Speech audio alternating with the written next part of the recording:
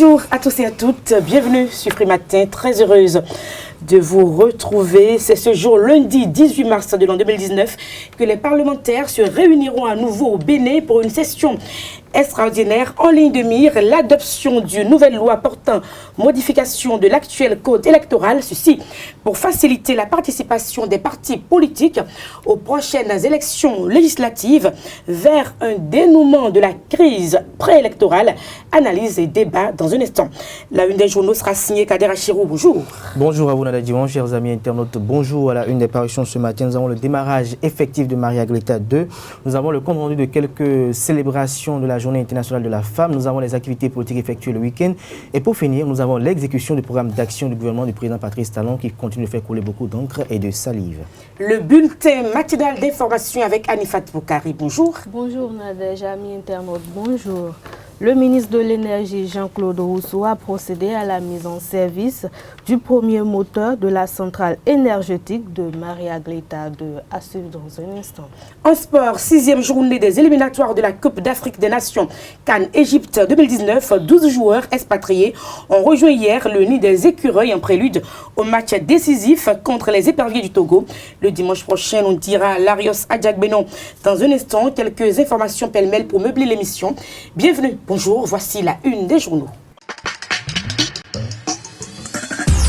Bonjour à nouveau chers amis internautes, nous démarrons par le quotidien béninois d'information générale et d'analyse d'informateurs qui titre ce matin en manchette « Démarrage de Maria Gleta 2, Talon déclenche définitivement la révolution énergétique au Bénin », toujours avec l'informateur.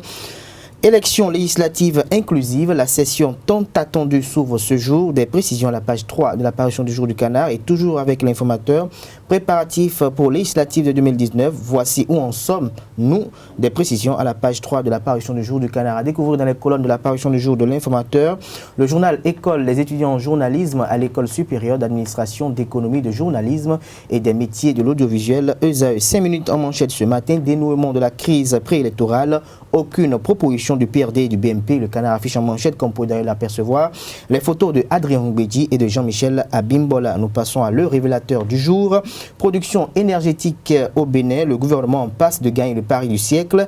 Le ministre Roussou actionne le promoteur de Maria Gleta 2.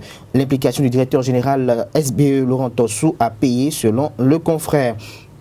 L'autre quotidien ce matin, manchette, développement de l'entrepreneuriat en Afrique, un relais adéquat au combat de l'ANPE pour l'auto-emploi. Nous passons au quotidien, le grand quotidien, Assemblée nationale, loi électorale consensuelle, l'extraordinaire session de toutes les attentes s'ouvre ce matin en dehors de cette équation.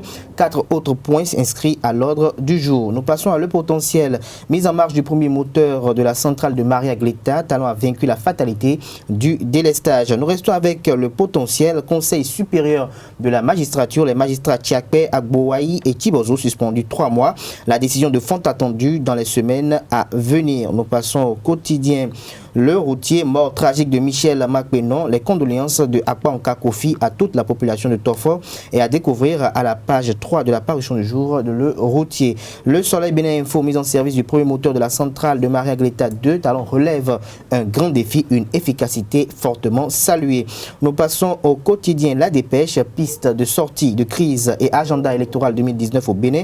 Talon garde les cartes en main, des précisions à la page 3 de la parution du jour du canard.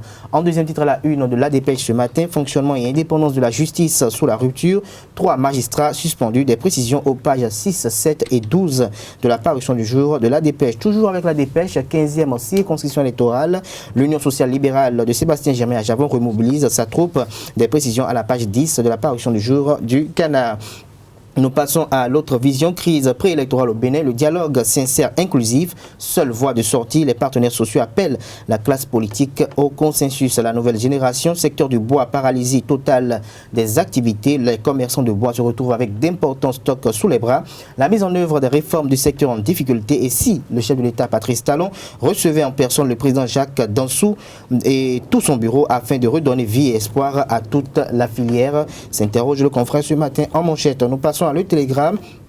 Le Télégramme qui titre ce matin en manchette suite à la situation dans la prison de Missirité, le directeur de l'agence pénitentiaire du Bénin apporte des explications. Ces explications sont à découvrir à la page 6 de la parution du jour du Canard. Nous passons à présent au quotidien Matin Libre, Assemblée nationale, solution de sortie de crise électorale. La plénière de ce jour s'annonce houleuse. Quelle chance pour l'adoption des propositions. La lourde responsabilité du bloc de la majorité parlementaire est à découvrir dans les colonnes de la parution du jour du Canard. L'événement précise ce jour en manchette. Mauvais positionnement et absence de promotion de cadres, Zayanado Wenri marginalisé. Les populations interpellent le président Patrice Talon. Le Béninois libéré, contre-vérité sur la participation de Moël Bénin aux législatives de 2019.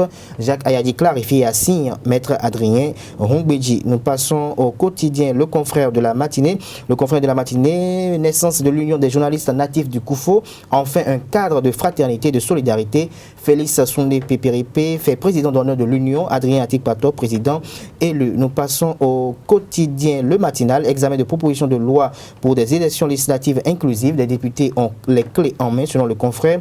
Plus de précisions à la page 2 de sa parution du jour. Et pour finir ce matin, fraternité en manchette. Démarche pour l'organisation des législatives inclusives en 2019. Les députés jouent leur va-tout ce jour. Les débats ont lieu en perspective et production énergétique au Bénin. La centrale thermique de 120 MW mise en service à Marie-Gleta. Des précisions à la page 3 de la parution du jour du Canard. Les quotidiens béninois sont disponibles dans les kiosques au prix de 300 francs CFA. Vous les avez aussi et surtout en ligne. Nous passons à présent au bulletin matinal d'information, signature Anifat Boukari. À nouveau, bonjour. Le ministre de l'Énergie, Jean-Claude Oussou, a procédé à la mise en service du premier moteur de la centrale énergétique de Maria-Gleta 2. C'était ce vendredi 15 mars sur le site où 127 MW sont produits. Cette activité a connu la présence des autorités communales et des cadres du ministère. Selon Jean-Claude Oussou, c'est près de la moitié du besoin énergétique du Bénin qui est produite. L'université d'Abomey-Calavi a servi de cadre ce samedi 16 mars 2019 à la deuxième édition du Forum international pour le développement de l'entrepreneuriat en Afrique FIDEA. Améliorer le climat des affaires, favoriser l'émergence des entrepreneurs est le thème de cette rencontre qui a réuni les acteurs publics, les entrepreneurs et les investisseurs de plusieurs pays du continent africain. Le secrétaire général du parti politique Moël Bénin, Sefis Béo Aguia, a été reçu le vendredi 15 mars dernier au rendez-vous hebdomadaire de Café Média Plus. Le secrétaire général s'est exprimé sur les dernières altercations qui ont eu lieu entre son parti et le parti du Renouveau démocratique PRD. Pour plus de détails, je vous invite à le suivre. Il est au micro de Marcel Fandi. Aucun problème avec le Parti du Renouveau démocratique. Aucun. Nous avons déposé nos dossiers. Nous avons cru que nous avions un très bon dossier. Quand la Sénat a sorti la situation qu'elle a sortie, en nous opposant sur la question de la procuration, en me concernant d'ailleurs, pour me dire que voilà, monsieur tel a délivré telle chose et ce n'est pas ce qu'on attendait forcément comme pièce. Et donc, sur la question des doublons, vous savez, de ces candidats de la 4e circonscription électorale, ce sont des responsables de Moël Bénin. Personnellement, j'ai installé les coordinations communales dans presque tout le pays. Je l'ai faite à Wassa-Peyonko et un candidat qui est sur la liste est coordonnateur de commune à Wassa-Peyonko. Je le connais, moi. Et donc, c'est fort de tout ça que nous, c'est de bonne loi que nous positionnons nos candidats. Lorsque le problème s'est posé, on nous l'a notifié, nous. Ce que nous avons commencé par entendre, ce n'est pas venu de nous. C'est Charlemagne Ronfort, porte-parole du PRD, qui va sur un média et qui parle de complot. Qui parle de complot, nous concernant. Mais on est tout ahuri d'entendre, encore que le président du PRD disait dans des thèmes très peu élogieux, la qualité des intéressés. Aller au ministère de l'Intérieur, sinon comment on a le certificat de conformité? Comment on l'aurait? C'est un travail que nous on a fait au moment où on ne nous voyait pas là. C'est ce travail que nous faisions. C'est ça en fait. Nous travaillons efficacement à cela. Parce que fin novembre, nous avons reçu le premier récépissé. Et nous avons commencé ce travail de mise en conformité, ce que le ministère nous a demandé. Le 28 décembre, nous avons déposé le dossier nouveau. Voyez-vous, et on nous a fait des observations, je crois, entre le 1er et le 5 février. Nous avons répondu parce que, semble-t-il, nous avons même été le parti qui a reçu le moins d'observations, une vingtaine de pages. Et donc, nous avons répondu et nous avons eu notre certificat. Nous sommes allés faire la déclaration au journal officiel et nous avons eu le certificat de conformité définitif. Est-ce que Moël Béni ira aux élections? Bien entendu, pour nous, si la situation politique de concertation évolue, pourquoi est-ce que nous n'irons pas aux élections? Qu'est-ce qu'on nous a reproché? Nous, on nous a reproché la qualité de nos procurations et les doublons. C'est tout. Il n'y a rien eu d'autre. Il n'y a rien eu d'autre. D'autres ont d'autres problèmes. Le parti dont vous parlez a d'autres problèmes. Pourquoi on ne prend que ça? Les autres griefs qu'on lui a portés suffisaient pour le disqualifier. Lorsque la classe a tort, nous ne le connaissons pas. Il n'est pas de nous. Nous ne le connaissons pas. On n'a rien, je ne sais pas qui c'est. Je suis le secrétaire général du parti, je ne sais pas qui c'est. Je ne sais pas qui c'est. Je connais le fichier des militants du parti, donc je ne le connais pas.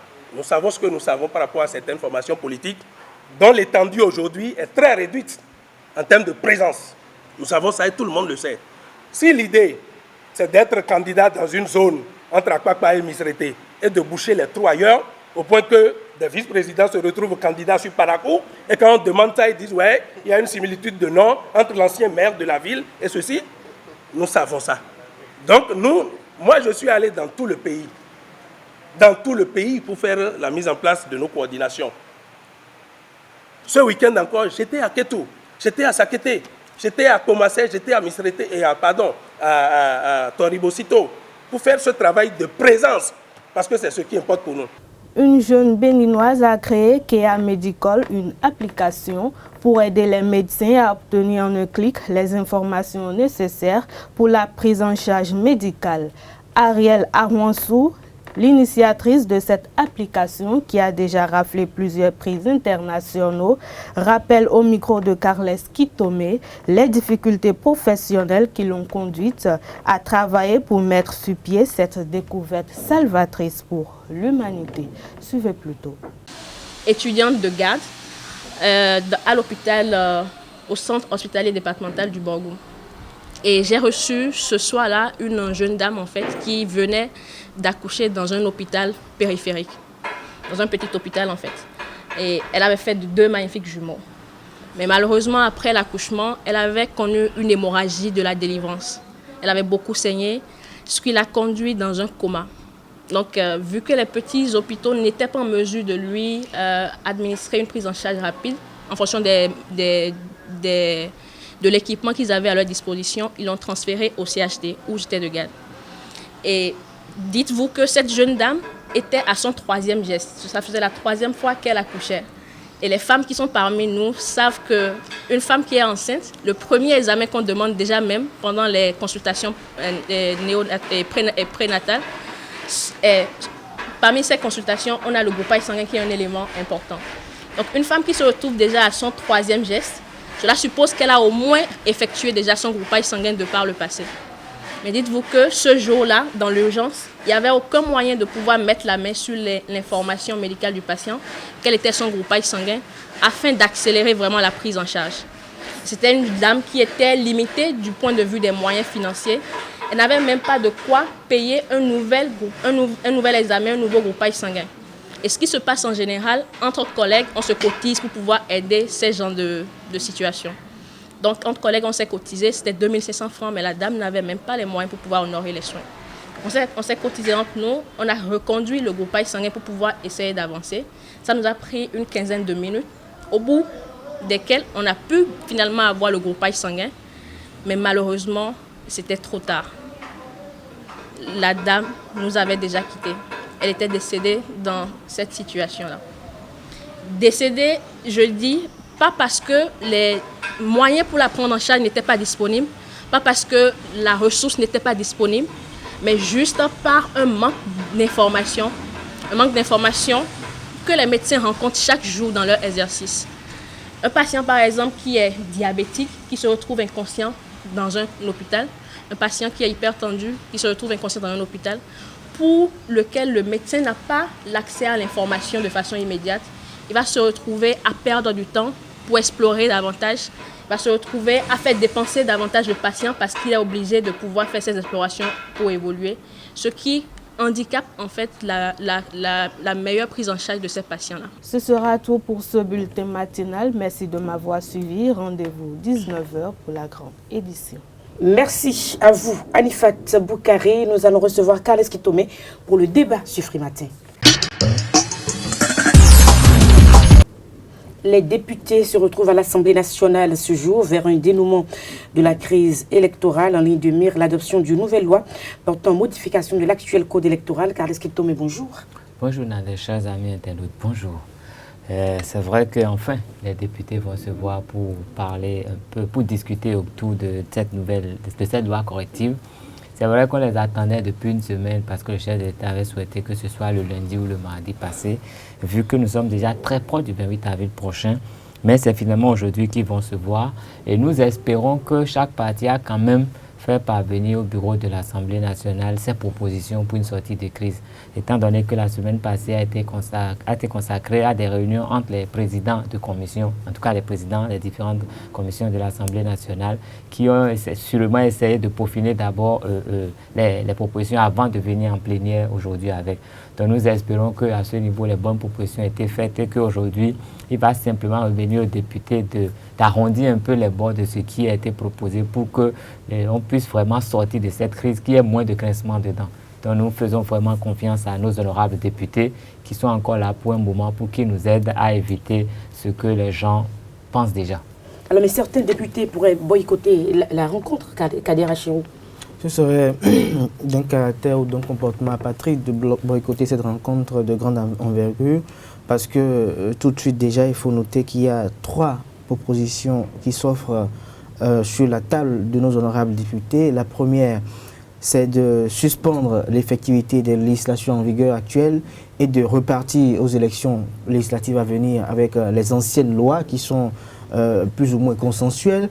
Ou la seconde option, c'est de supprimer dans les lois qui sont actuelles les effets ou les dispositions qui gênent et qui portent à polémique, comme l'article 242, comme la question du partage des sièges et bien d'autres. Ou la troisième option, c'est de garder les lois telles qu'elles sont et de faire un amendement à la Constitution en essayant de prolonger le mandat des députés pour donner le temps aux différents acteurs politiques de pouvoir se conformer aux exigences de la nouvelle charte des partis politiques et d'être en phase de pouvoir combler les attentes face au nouveau code électoral. Donc ce sont les 3 options qui se présentent. Je crois que ce serait autour de ces 3 options que le débat va être fait. C'est vrai que l'option qui amène à amender la Constitution n'est pas très approuvée, mais le chef de l'État lui-même a dit que il est partisan, même si, vu la gravité de la situation, vu l'image de la situation actuelle pour sauver la démocratie béninoise, même s'il faut faire des amendements à la Constitution, il faut le faire. Mais je crois que l'idéal, c'est de trouver un consensus et aucun député, au nom d'une quelconque lutte, ne doit boycotter cette route, et, je dirais, cette rencontre au détriment d'une marche, parce qu'il y a des marches qui sont annoncées déjà un peu partout aujourd'hui au Bénin, à Paracou, dans les collines, et c'est des marches guidées par la FCBE. J'espère que les députés de cette formation politique vont laisser le lieutenant marcher et seront à l'Assemblée nationale pour discuter de choses sérieuses plutôt que d'être dans la diversion comme ils en ont l'habitude. Je finirai cette première intervention pour dire que la situation qui est aujourd'hui actuelle, beaucoup de l'opposition estiment qu'il est d'une nécessité pour ceux de la mouvance d'effectuer des propositions. Il faut noter que c'est quand on fait des propositions, quand on a besoin de quelque chose, quand on ne se sent pas confortable. Et il serait même idiot et irréfléchi pour ces députés de la mouvance présidentielle d'effectuer des propositions face à des législations que même ils ont eu à voter. Donc je crois que les propositions doivent émaner au niveau de ceux qui ne sont pas dans la compétition, au niveau de ceux qui ont des difficultés à rentrer dedans, même si certains partis comme Dynamique Unitaire de Développement, DUD et UDBN sont des gens qui ont contribué au vote de ces législations, même s'ils ne sont pas dedans, il ne revient pas à eux de faire des propositions, mais bien évidemment à ceux qui ont de véritables difficultés difficultés que sont les partis FCBE, Union sociale libérale, Restaurer l'espoir, pour que véritablement, de manière consensuelle au niveau de l'Assemblée nationale, une issue de sortie puisse se trouver et que l'on ne parle plus d'élection inclusive, parce que quand on parle d'inclusion, c'est qu'il y a eu exclusion. Et je ne crois pas qu'il y a une loi qui a été votée pour pouvoir exclure des personnes, parce que la loi, elle est votée pour être appliquée à tout le monde. Et donc, s'il y a eu des gens qui n'ont pas pu se conformer aux exigences, cela est peut-être la faute de leur légèreté, et il ne faut pas chaque fois appeler à une exclusion de la part des acteurs de la mouvance présidentielle. Alors, Carles Quito met beaucoup d'énergie, beaucoup d'argent engrangé avec les séminaires, évidemment, de grands propos, pour retourner finalement en arrière, un gâchis? Ben, un gâchis, on pourrait le dire.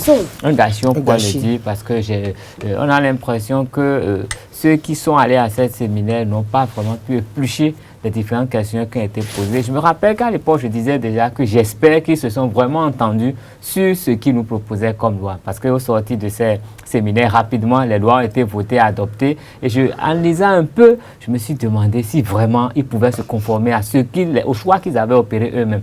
Et les voilà aujourd'hui face à leur propre destin. Et quand il y a des partis de l'opposition qui demandent aux autres de faire des propositions, je crois que ça me paraît extrêmement bizarre. Parce que avant le vote de la loi, ils ont eu droit à la parole. Ils n'ont pas pu poser les vrais problèmes. Après le vote de la loi, rien n'a été fait.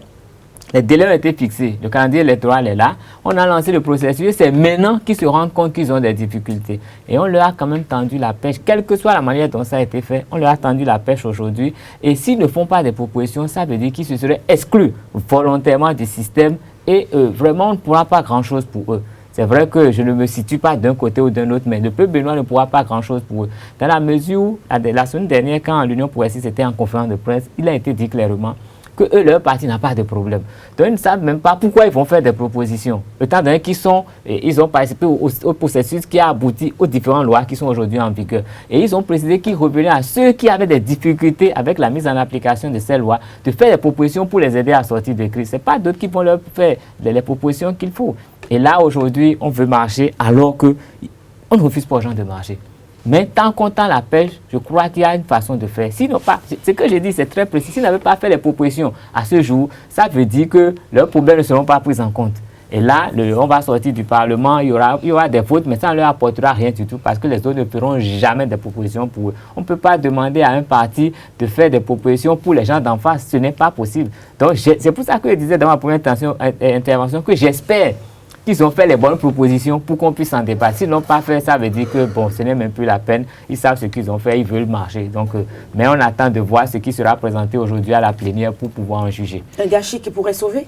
Non, un gâchis, il faut noter, est-ce que c'est un gâchis véritablement? Certes, d'une part, vu la situation dans laquelle on se retrouve, c'est un gâchis, mais il ne faut pas occulter le fait que lors de ces votes, du vote de ces lois, des séminaires qui ont été effectués, il y a eu beaucoup de propositions qui ont été effectuées de la part des acteurs de l'opposition qui ont été prises en compte. Je prends simplement pour deux aspects. La question de l'obtention de 10%. 10%, ce n'était pas le pourcentage qui était fixé dans la loi à l'initiale. C'est de manière consensuelle qu'ils ont descendu à 10%. Je prends au niveau du nombre de membres fondateurs qu'il fallait trouver. Au départ, c'était près de 100 membres fondateurs par commune. Et c'est de manière consensuelle qu'ils sont revenus à 15 membres fondateurs par commune. Donc je me dis comment on peut s'asseoir, discuter, échanger autour d'une proposition de loi et qu'à la finalité, aujourd'hui, parce que peut-être on sent qu'il y a des difficultés, osons le dire, parce que quand on voit l'échiquier politique national et qu'on voit les partis en face, et les partis qui ne sont pas dans la course actuelle, il n'y a que deux que je vois véritablement être en mesure de pouvoir se conformer à ces exigences de manière effective. Il n'y a que FCBU, USL. Le reste, ce sont, je dirais, des partis qui ne veulent pas se laisser emporter par les vagues de cette révolution. Je crois qu'aujourd'hui, il faut qu'on conjure du passé le mauvais sort et qu'on se penche vers l'avenir aujourd'hui. C'est ça qui est véritablement important. Et l'opposition qui est tout le temps dans cette communication de dire que l'option de l'Assemblée nationale, c'est un leurre de la part du chef de l'État. Elle occulte le fait que le chef de l'État, au lendemain, le 6 mars, au lendemain des résultats de la Commission électorale nationale autonome, pouvait dire non, les tests ont dit que c'est deux partis politiques et pouvait foncer pour dire oui, j'envoie les deux partis politiques au pays, quitte à ce que même si le pays va être embrasé, même si les gens vont sortir, quitte à ce que lui puisse dire voilà, les choses ont été effectuées de manière légale. Mais il a accepté qu'on puisse se retrouver pour qu'il puisse avoir des partis. Non, il a proposé, il n'a même pas accepté, c'est lui-même qui a proposé. poser. Il a convié à une réunion qu'ils ont d'ailleurs boycottée et il a pris la mesure de la situation pour dire que c'est une situation préoccupante et qu'il faut aller à un consensus pour que véritablement... La réunion n'a pas été boycottée, il y a bien des partis de l'opposition qui étaient... Oui, ceux de l'opposition, c'est de ceux de l'opposition. Ils étaient représentés. Non, pas tous. Il y en a qui n'étaient pas là. Il faut noter qu'au niveau de la mission Force Courrier pour le développement du Bénin, au niveau de la mission de la Commission des États de l'Afrique de l'Ouest CEDEAO au Bénin, on a assisté à une scène non pas très honorable où les acteurs dits de la vraie opposition ont combattu ceux dits de la fausse opposition, de l'opposition qu'ils qualifient de falsifiée ou de fabriquée par la mouvance présidentielle. Mais il faut reconnaître une chose, c'est que le professeur Soumaïla Toleba est dans une logique plus ou moins centriste parce qu'il dit que quand c'est dans l'intérêt supérieur de la nation, il va approuver, quand c'est contre l'intérêt des populations, il va combattre cela. Maintenant, si les acteurs de l'opposition eux-mêmes estiment qu'ils ne le reconnaissent pas comme opposant et qu'ils aillent jusqu'à dire qu'il n'a effectué aucune déclaration publique pour aller contre le chef de l'État, il revient à Soumaïla Toleba lui-même de pouvoir employer les canaux de communication qu'il en a l'habitude d'ailleurs pour pouvoir répliquer à la hauteur de l'attaque parce que depuis se fait attaquer, mais lui-même il ne répond pas. Donc ça veut dire qu'on peut aussi le qualifier comme peut-être opposition fabriquée. Il revient qu'à lui-même de pouvoir, de pouvoir répondre à cela. J'en finirai pour dire que cette opposition c'est dire qu'elle ne veut pas s'asseoir avec FCDB pour échanger par rapport à la crise, mais qu'il faut qu'on finisse avec FCDB, cette opposition avant de venir à elle. C'est pour dire que cette opposition trouve le malheur partout, elle trouve le mal partout, et déjà, comme je l'ai dit tout à l'heure, elle estime que l'option de l'Assemblée nationale, c'est du leur. Les mêmes diront encore, si Patrice n'avait pas pris cette décision, qui n'a pas été agréable, je crois qu'il faut parfois savoir raison garder. Et comme Khalef Kitome l'a dit, il faut que les propositions qui seront faites au niveau de l'Assemblée nationale de la part de l'opposition soient des propositions réalistes. Parce que généralement, les propositions qu'ils font sont des propositions qui sont irréalistes et des propositions qui véritablement, au fond d'eux-mêmes, savent qu'elles ne seront pas applicables. Merci à vous, Kader Achiro, Khalef Kitome. Oui, merci. Nous souhaitons que tout se passe bien. Parce que tous les regards sont tournés aujourd'hui vers l'Assemblée nationale du côté de Porto Novo. Nous sommes évidemment au Bénin. Nous passons au sport et à l'horoscope du jour. L'horoscope du jour dans un instant avec Ruth Sodeji, bonjour. Bonjour Nadège. Et puis les sports, Larios Adiagbedo, bonjour. Bonjour Nadège. Vous pouvez préciser que c'est bien 14 joueurs expatriés qui ont rejoint hier? Oui, 14 joueurs qui ont rejoint le nid des écureuils pour ce match décisif face aux voisins togolais. Dans un instant donc, les sports avec vous, l'horoscope du jour. Nous allons parcourir les signes Balance, Cancer, Capricorne et bien d'autres signes du zodiaque. Mesdames, Messieurs, amis internautes, bonjour. Bienvenue sur votre espace astrologique. La seule chose à laquelle nous devons traiter mais noter n'est que notre propre liberté. Amis Bélier, pour le compte de cette journée, la chance sera de votre côté en ce jour, mais elle ne sera pas vraiment efficace que si vous y croyez fermement. Pour ceux qui sont les amis taureaux, Mercure en belle configuration sera un facteur d'équilibre. La planète vous rappellera que vous devez utiliser votre énergie de façon positive. Amis Gémeaux, évitez de vous mêler des questions d'argent à vos bons rapports actuels avec vos amis. N'essayez jamais de leur emprunter de l'argent. Amis Cancer, Uranus et Neptune en configuration devraient vous inciter à pratiquer une activité physique régulière. Pour vous, les rois de la forêt, amis Lions, au travail, les problèmes que vous aurez rencontrés dernièrement commenceront à trouver leur solution. Amis Vierges, la chance vous sourira. Placée sous l'influence de Jupiter, la planète de la chance, vous aurez droit à une vie amoureuse très sereine. Amis Balance, soyez vigilants, chers amis Balance. Il est fort possible qu'un rival cherche à provoquer des tensions dans votre entourage. Amis Scorpion, pour vous, chers amis Scorpion, les rapports chez vous avec vos enfants seront au beau-fils. Ceux-ci vous comprendront parfaitement et en penseront qu'à vous être dévoués. Pour les amis Sagittaires, Uranus vous sera globalement favorable. Vous jouirez d'un beau rapport moral. Vos projets rencontreront un accueil favorable et vous pourrez élargir votre champ d'action. Amis Capricorne, avec Mercure, ce serait une journée privilégiée pour l'amitié et aussi pour toute forme d'activité créatrice. Amis Verseau, restez dans le cercle des bons rapports humains et des sorties en groupe. C'est en vous échappant par l'esprit que vous obtiendrez les grandes satisfactions en ce jour. Pour les amis Poissons, pour mettre le point de cette prévision, ne soyez ni pessimiste, ni égoïste, ni avare. aidez les autres, faites-les participer, partagez avec eux les bons moments, mais ne vous endormez pas sur vos dos oreillers. La seule chose, chers amis internautes, auquel nous pouvons être menottés, n'est que notre propre liberté. Agréable journée à vous. Ne soyez donc pas pessimiste, c'est bien ça. Nous passons au sport. Larios Adjagbenon, 6e journée des éliminatoires de la Coupe d'Afrique des Nations Cannes Égypte 2019. 14 joueurs expatriés ont rejoint hier le nid des écureuils en prélude au match décisif contre les éperviers du Togo. Effectivement, Nadège, il s'agit de Saturnin Alagbe, gardien de but, Khaled Adenon, défenseur, David Kiki, latéral gauche, Désiré Segbe Azankpo, c'est un attaquant, Seydou Barazé, c'est un défenseur également, David Djigla, un ailier, Maman Seibou, un milieu défensif, Olivier Verdon, un défenseur central qui évolue au FC Sochaux. Il a également Jordan Adeoti, capitaine de l'AJ Auxerre. Il y a Steve Mounier qui a effectué le déplacement et deux nouveaux néo-écureuils, Rodrigue Corsi et Yannick Aguemon, font partie de cette délégation de 14 joueurs qui ont foulé le sol béninois hier nuit. Il y a Jodel Dosso, le virevoltant. Anan Tidjani également fait partie de ces 14 écureuils qui sont déjà dans les murs de l'hôtel Bénin Marina, hôtel de Cotonou. Et il faut simplement dire que ces joueurs se sont exprimés à leur descente de l'avion et ils se disent prêts pour aller à l'assaut des éperviers du Togo le dimanche prochain, le dimanche 24 mars 2019. Ouais, ça a été. Enfin, c'était un peu compliqué au début, au décollage, mais bon, on est là. On est bien arrivé, donc non, ça va, tout va bien. On est content de revenir aux sources et on a hâte que ça commence.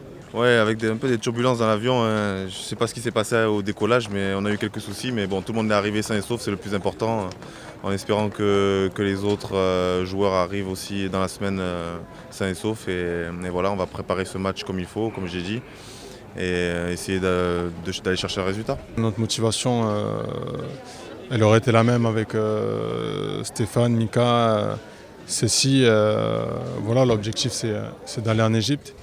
Et qu'il soit là ou pas, la motivation est la même. Après, comme je dis, c'était des cadres, donc ça aurait été bien les avoir. Important que ce soit pour gérer l'événement ou tout simplement par leur performance, parce qu'on sait qu'ils sont importants. Mais voilà, il y a une grande motivation à faire quelque chose d'important avec la sélection. Ouais, c'est clair. On sait que c'est une semaine très importante pour nous. C'est une semaine qui va nous faire valider notre ticket pour aller à la Coupe d'Afrique. Du coup, je pense que tout le monde est très concentré. On va bien travailler cette semaine pour aller chercher la qualif. C'est une fierté personnelle. Et je devais venir il y a assez longtemps de ça, mais bon, j'ai eu des problèmes physiques. Du coup, j'ai pas eu le temps de venir. Donc voilà, c'est une fierté et on va essayer de faire le job cette semaine. C'est un challenge collectif. C'est le pays qui doit se qualifier. C'est pas moi qui va me qualifier, c'est le pays. Et le pays aura besoin de notre peuple et il aura aussi besoin de tout le staff, de tous les joueurs qui seront à 100% et on va essayer de faire le maximum. Je me sens en forme, je me sens bien et je pense que tous autant que nous sommes conscients de la situation et nous allons tout mettre en œuvre afin d'arracher la qualification. Ah oui, c'est la finale. Effectivement, on sait que c'est un match très important. Là, tout le monde est concentré, on est déjà dans notre match. On va préparer cette semaine le match comme il faut. Et on sait que ce sera un grand rendez-vous et on espère avoir le soutien de tout le peuple béninois. Notons que ce soir vont rejoindre la troupe Moïse Adileu, Fabien Fanol et Emmanuel Imoru. Et est attendu demain pour que le groupe soit au complet. Sebio Soukou de Hansa Rostock de l'Allemagne, il joue ce soir avec son club.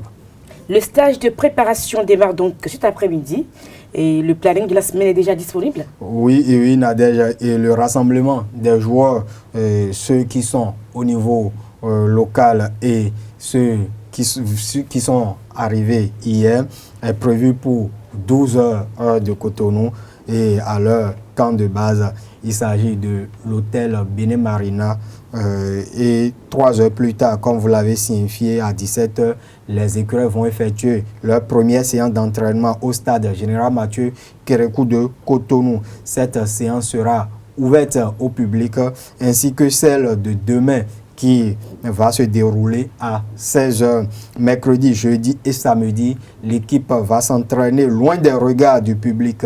Cependant, les supporters et les médias pourront suivre l'entraînement du vendredi avant le jour J, le dimanche prochain. Et il faut simplement dire que la troupe, l'ambiance déjà hier à l'arrivée de certains joueurs, on voit que les joueurs mesurent l'importance de ce match capital parce que rappelons que le 4 septembre 2016, c'était du côté du Bamako. Nous étions à 90 minutes d'une 4e qualification à une phase de finale de la Coupe d'Afrique des Nations. Mais patatras, toute l'équipe s'est noyée au stade de 26 mars. Coupe du Bénin 2019, ESAE FC s'est qualifié, c'est déjà ça, pour le deuxième tour en dominant la jeunesse sportive de Pobé, 2-0. Il faut le faire. Ah oui, c'était du côté de Misrete, au centre d'excellence Issa Ayatou. Et il faut simplement dire que ESAE FC a pris sa revanche de la plus belle des manières parce qu'en championnat, ESAE s'est incliné face à la jeunesse sportive de Pobé JSP. 1-2 au stade Jean-Pierre Gascon de Pobé. Et il faut dire que les buts ont été inscrits en fin de période. Le premier, en fin de la première mi-temps par Fedino Osei à la conclusion d'une contre-attaque éclair. Et il faut dire que le second a été inscrit par l'un de ces nouveaux joueurs recrutés par la formation universitaire. Il s'agit de Emmanuel Samuel qui a brûlé la vigilance d'abord au dernier rempart de la GSP avant d'envoyer le ballon dans les buts vides. Nous allons suivre les impressions de Jonas Nounaon, entraîneur de la GSP, et de son homologue de ESAE FC, Richard Biot.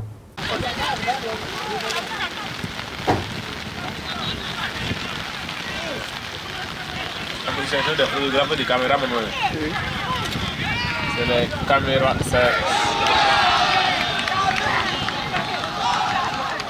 va, c'est but. Oui.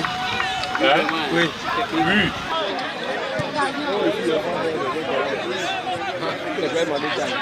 Ah, ok.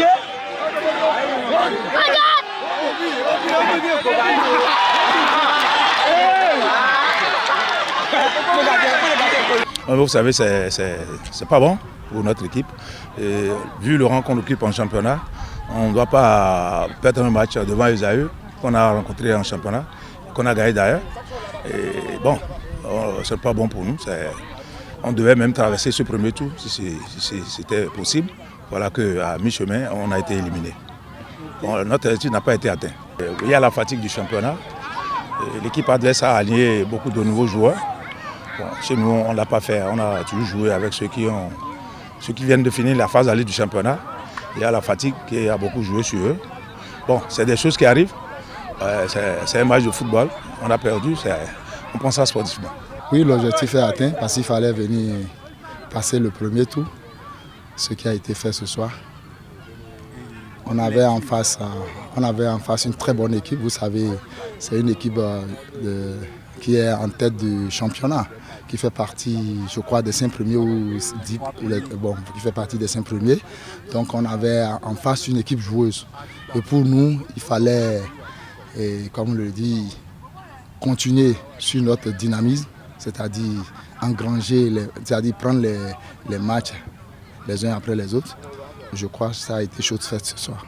C'est une coupe, il faut aborder les matchs les uns après les autres. Peu importe l'adversaire, il faut toujours continuer par travailler, retrouver les automatismes faire du bon travail, c'est-à-dire le travail qu'il faut faire pour que les joueurs puissent retrouver leurs automatismes et puis c'est fini, le reste suivra. Parmi les autres résultats de ce premier tour de la Coupe du Bénin 2019, les Dragons ont été battus par les Panthères de Djougou 2-0.